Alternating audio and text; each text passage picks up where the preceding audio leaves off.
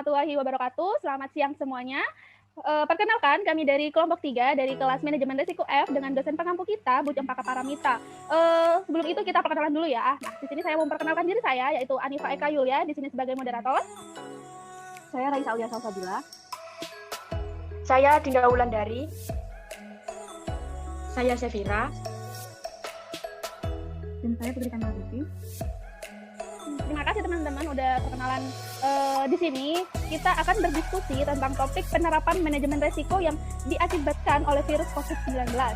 Nah, seperti yang kita lihat ya di gambar tersebut, ini adalah peta sebaran COVID-19 secara keseluruhan di Indonesia per 5 Juni 2021. Nah, dengan total terkonfirmasi mencapai 1.850.206 jiwa sampai saat ini.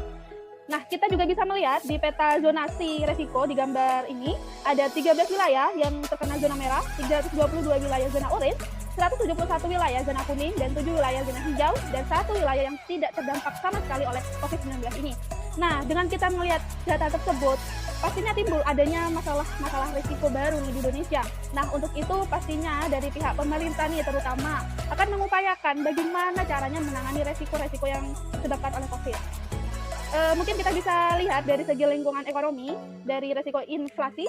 Menurut Raisa nih seperti apa nih? Kok bisa sih resiko inflasi ini menjadi dampak banget bagi Indonesia? Wah, terima kasih banyak ya, Nifa.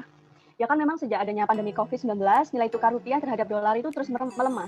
Hal tersebut dibuktikan pada awal tahun 2020 sampai akhir Agustus tahun 2020, rupiah melemah sebesar 4,74%. Selain itu, adanya larangan mudik menyebabkan adanya inflasi karena tarif transportasi yang semakin tinggi.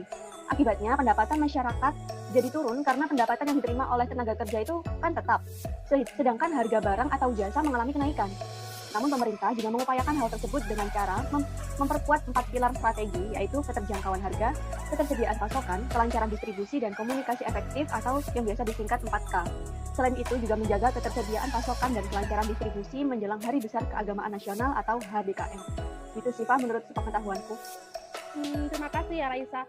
Mungkin aku bisa garis bawah dari pendapatnya Raisa ini, risiko inflasi ini disebabkan oleh kenaikan harga barang dan juga melemahnya nilai mata uang rupiah ya. Iya, benar banget. Untuk yang selanjutnya nih aku juga pernah baca nih tentang identifikasi resiko di Indonesia terkait lingkungan ekonomi. Nah, menurut Putri Kamaliti nih gimana sih kok bisa? Oke, makasih Anifa. Sebenarnya ini turunnya pendapatan itu disebabkan oleh adanya kebijakan PHK dan juga penurunan gaji kepada para tenaga kerja yang merupakan alternatif bagi perusahaan agar tidak terjadi kebangkrutan. Dalam hal ini menyebabkan tingkat PDB dan tingkat pendapatan per kapita mengalami penurunan. Terlebih di tahun 2020, PDB Indonesia mengalami penurunan sebesar 2,7% dari tahun 2019, sehingga angka kemiskinan juga semakin meningkat. Dalam hal ini, pemerintah menanganinya dengan memberikan bantuan finansial kepada tenaga kerja yang terdampak PHK melalui program bansos dan juga program-program lainnya. Terima kasih Bilkis. Mungkin aku juga bisa garis bawahi dari si Bilkis ini, turunnya pendapatan ini disebabkan oleh adanya kebijakan PHK ya, yang dilakukan oleh berbagai perusahaan ya, karena adanya aturan-aturan itu. Oke. Mungkin kita next ya, untuk lingkungan sosial nih, aku pernah baca nih tentang lingkungan sosial. Nah ini menurut Dinda nih, gimana sih tentang lingkungan sosial ini? Oke, sebelumnya terima kasih Anifa. Lingkungan sosial ini salah satunya kan resiko kesehatan, resiko keselamatan, dan kematian. Resiko ini merupakan resiko yang sensitif nih dibanding resiko yang lain. Nah, ini disebabkan oleh penyebaran virus COVID-19 yang cepat dan mengganggu kesehatan dan keselamatan seseorang dan memiliki resiko kematian yang cukup tinggi, terutama pada usia lanjut. Di Indonesia sendiri, tingkat kematian akibat COVID-19 ini terus meningkat dari waktu ke waktu, yang berdampak pada kesehatan masyarakat. Kemudian mental masyarakat dibayangi oleh dampak yang ditimbulkan akibat virus corona ini. Aturan yang dapat kita ambil yaitu mewajibkan masyarakat untuk memenuhi protokol kesehatan, kemudian membatasi aktivitas antar daerah dan antar kota, serta mengeluarkan kebijakan mengenai pelarangan mudik. Nah, itu menurutku Anifa. Oh, oke. Berarti di sini ini karena ada disebabkan oleh penularan virus ini mengganggu kesehatan banget ya, dan mengganggu keselamatan, banyak yang sudah meninggal juga ya. Oke. Nah, ya. Aku juga ini ada tentang resiko penurunan harga saham. Nah, aku pengen dengar nih gimana menurut Sefira tentang penurunan harga saham. Terima kasih Hanifah. Kalau menurut aku sendiri, yang kita tahu sejak pandemi ini kan nilai mata uang rupiah terus melemah. Hal ini disebabkan oleh kenaikan nilai tukar kurs rupiah terhadap mata uang asing, sehingga menyebabkan harga saham terus mengalami penurunan. Nah, hal ini berdampak pada nilai market capitalization mengalami penurunan sebesar 4.556,3 triliun atau kurang lebih dari 2.690 triliun. Untuk itu, pemerintah mengeluarkan aturan yang pertama mengeluarkan anggaran sebesar 695,2 triliun untuk melaksanakan program ekonomi nasional atau PEN. Selain itu, pemerintah, OJK dan Self Regulatory Organization memberikan stimulus untuk sektor pasar modal. Kalau menurut aku gitu sih, Pak. Oke. Mungkin aku bisa petik dari kesimpulan Sefira ini adanya kenaikan nilai kurs rupiah terhadap nilai mata uang asing yang menyebabkan harga saham ini mengalami penurunan ya. Oke. Mungkin aku bisa next ya nih ya tentang pembahasan kita nih. Nah, aku mau pengen ngebahas tentang resiko kredit. Nah, menurut Raisa nih gimana sih tentang resiko kredit ini? Kalau resiko kredit sendiri sih, seperti yang kita tahu, hal ini muncul karena ketika pihak pemerintah, pihak swasta, maupun masyarakat mengalami penurunan kemampuan untuk membayar utangnya. Hal ini tentunya membuat kesehatan bank mengalami gangguan karena terhambatnya pada proses penerimaan kas. Untuk menghadapi hal ini, OJK mengeluarkan kebijakan restrukturisasi kredit perbankan yang mana dilakukan untuk menata kembali arus kas keuangan perbankan. Lalu debitur juga diberikan kesempatan untuk menata kembali keuangannya agar dapat segera membayar kewajibannya. Gitu, Pak. Oh, jadi penyebabnya resiko kredit di Indonesia ini karena penurunan kemampuan untuk membayar hutang ya? Ya, apalagi pasca COVID kayak gini kan.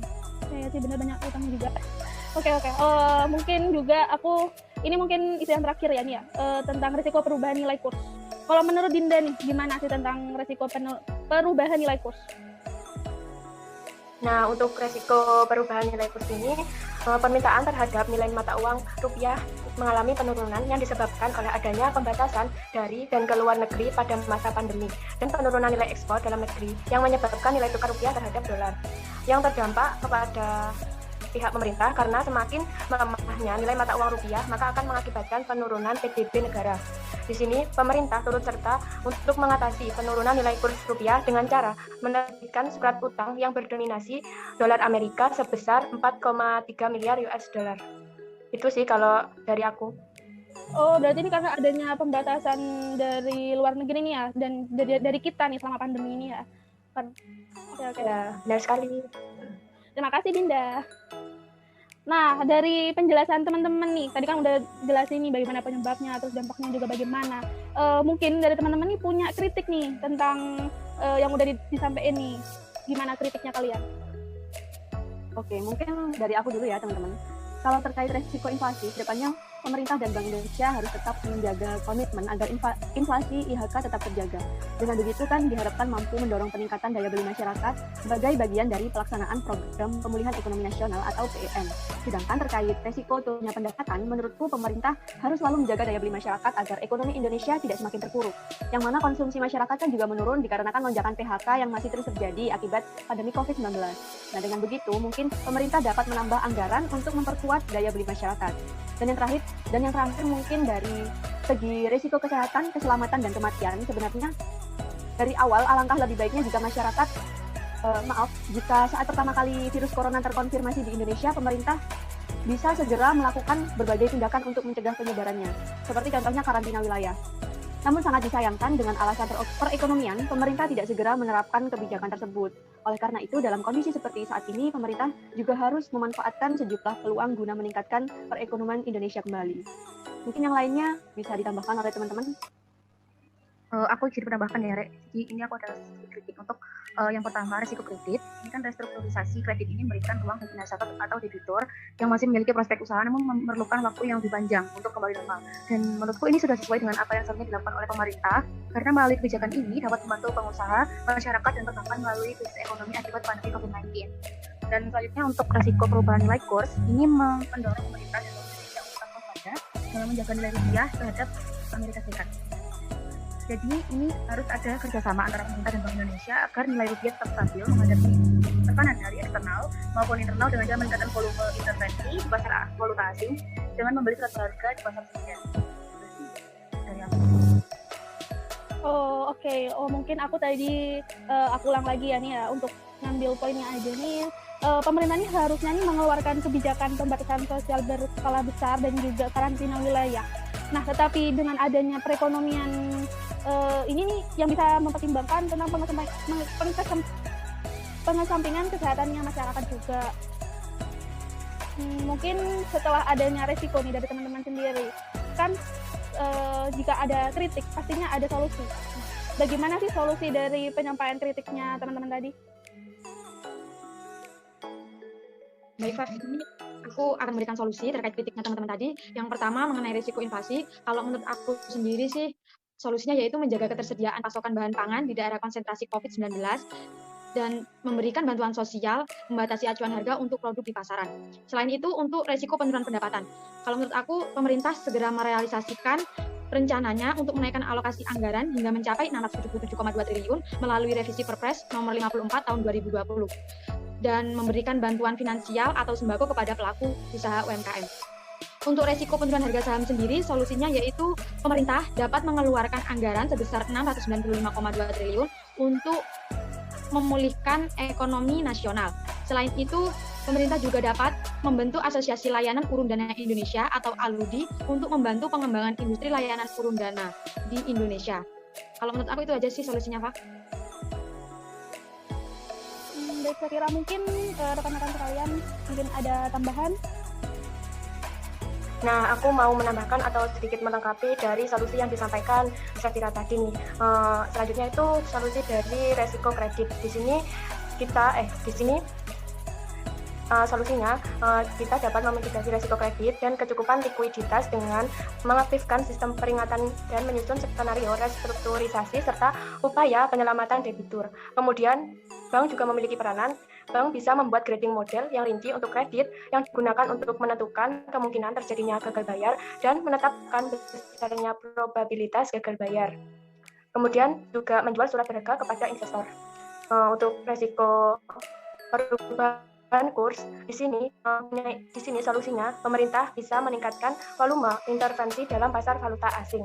Selain itu, pemerintah juga bisa menurunkan rasio giro wajib minimum atau GMW valuta asing pada bank konvensional dan syariah, serta menurunkan suku bunga untuk mengurangi minat masyarakat dalam investasi.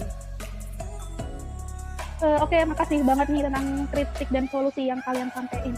Mungkin dari solusi yang Dinda dan Safira sampaikan, aku bisa menyimpulkan kita nih harus menjaga ketersediaan pasokan bahan pangan di daerah konsentrasi COVID-19, lalu memberikan bantuan finansial juga, dan juga tentang aku tadi itu dengar tentang memitigasi resiko kredit, juga meningkatkan volume intervensi dalam pasar valuta asing. Oke. Mungkin dari pembahasan tadi tentang penyebab, dampak, kritik, dan solusi, kita bisa mengambil kesimpulan dari itu semua bahwa kasus COVID-19 ini menjadikan salah satu bentuk analisis baru untuk manajemen resiko yang ada di Indonesia. Nah, adanya penanggulangan COVID-19 ini sebagai proses manajemen resiko di masa pandemi yang dilakukan untuk mengupayakan perbaikan berkesinambungan. Nah, pemerintah dan pihak yang bertanggung jawab melakukan manajemen resiko harus sangat gesit untuk melakukan analisis ini nih agar kita bergerak ke tahap selanjutnya.